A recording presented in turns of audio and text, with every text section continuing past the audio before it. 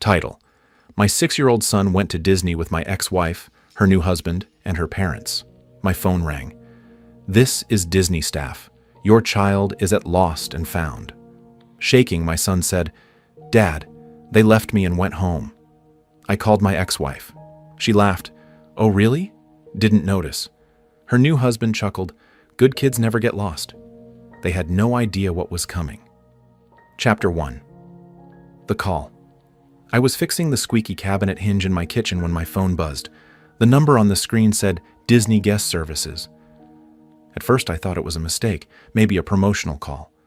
But when I picked up, the woman's voice was serious. "Mr. Collins, this is Disney staff. Your son is safe, but he's here at Lost and Found. He says he can't find his family." My stomach dropped. Safe? What do you mean he can't find them? He's with his mother. A pause. "Sir, your son says they left." I rushed outside, pacing, gripping the phone like it was the only thing tethering me to reality. Then a small, trembling voice came on the line. "Dad, they left me. They said they were going to ride the grown-up rides without me, but I waited and then they went home." My knees almost gave out. My 6-year-old was 2 hours away from home, abandoned in the middle of one of the busiest theme parks in the country. I called my ex-wife immediately. She answered after the third ring, her voice annoyingly cheerful. "Oh, really? Didn't notice," she laughed, as if leaving a child in a massive theme park was just some quirky oversight. In the background, her new husband chuckled. "Good kids never get lost," he mocked. I clenched my jaw. "Stay by your phone," I said coldly. "You'll hear from me soon." They thought this was funny. They thought I was powerless. They had no idea what was coming. Chapter 2. Silent Planning. I didn't yell. I didn't threaten. The best revenge is never loud. It's quiet, calculated, and surgical.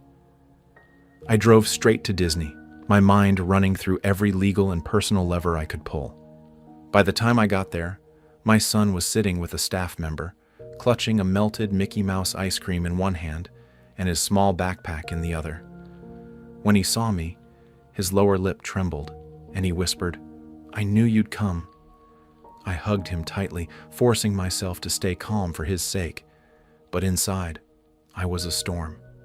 That night, I sat at my desk while my son slept peacefully in his room. I began making calls, not to lawyers, not yet, but to people who owed me favors, former co-workers, an old friend in the sheriff's department, even a neighbor who worked at the county clerk's office. By morning, I had everything I needed to set things in motion, a full record of every missed child support payment from my ex. She didn't know I'd been tracking. Evidence of her leaving our child unsupervised. Disney security was more than happy to cooperate when I explained. And one little detail she'd forgotten. The court order that already stated she was not allowed to leave the state without notifying me. She had just handed me the perfect legal hammer, and I was about to swing it hard. Chapter 3. The trap springs shut. 2 days later, I filed an emergency custody petition. The judge granted a temporary order almost instantly once he saw the Disney security footage. My son alone, scared, while my ex-wife and her new husband were nowhere in sight. I didn't tell her. I wanted her to find out in the most public, humiliating way possible. That weekend, my ex-wife hosted a big backyard barbecue. All her friends, her parents, and her smug new husband were there. She posted it all over social media. Wine glasses, expensive steaks, captions like, "Living our best life." While they laughed by the pool, a pair of uniformed sheriff's deputies walked through the front gate. Conversations stopped. Drinks froze in midair. "Mrs. Collins?" one deputy asked. She smirked. "Yes? You're being served. Court order. Temporary suspension of custody. Your son is now in the sole care of his father pending further hearing." Her face went white. Her wine glass slipped from her hand and shattered on the patio. The deputies didn't even let her speak. They read the judge's words out loud so every single guest heard exactly why she was losing custody. Her new husband stammered, "This is insane." The deputy cut him off. "Sir, this includes a restraining order. You are not to be within 500 feet of the child." everyone stared. The once happy hostess was now sobbing, mascara running, her reputation shredded in front of her entire social circle, and I wasn't even there. I was at home with my son, grilling burgers, smiling as the text messages and missed calls began flooding in. Chapter 4: Turning Custody into Collapse. Over the next week, my ex-wife went from smug confidence to desperate panic.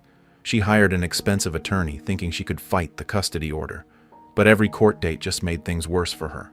Why? Because I wasn't just presenting Disney security footage. I had months of documented negligence, missed school pickups, doctor appointments she skipped, times she left our son with strangers so she could get away for the weekend. Every photo, every witness statement, every time-stamped message. I stacked them like ammunition. Her lawyer began sweating in court. Her parents, once her biggest offenders, started asking me what was really going on. Then came the financial hit. When I got full custody, child support flipped. Now she owed me. And because she was living well beyond her means with her new husband, she couldn't keep up. The court froze her accounts until she paid. Her new husband, suddenly realizing he was now funding not only their lifestyle, but also her debt to me, began to crack. Friends told me they'd seen him storm out of their condo more than once. 3 months later, they sold their car, moved into a smaller apartment, and she took a second job. Meanwhile, I kept everything quiet on my end. No gloating, no public posts. I let her imagine me enjoying peace, stability, and every birthday, holiday, and bedtime story with our son. And she was right. I was. Chapter 5: The Final Blow. It was late December, and my son and I were decorating the Christmas tree when my phone buzzed. It was a number I hadn't seen in years. My ex-wife's mother. Her voice was trembling. "We need to talk, in person." I agreed to meet them at a small cafe downtown. When I walked in, both her parents were sitting there, looking older, worn down. They didn't waste time. "We didn't know how bad things were," her father admitted. "She told us you were an absent father. We believed her. But after what happened at Disney, and what we've learned since..." He looked away in shame. Her mother slid an envelope across the table. "This is for you and our grandson. We want to help, and we want to be a part of his life again."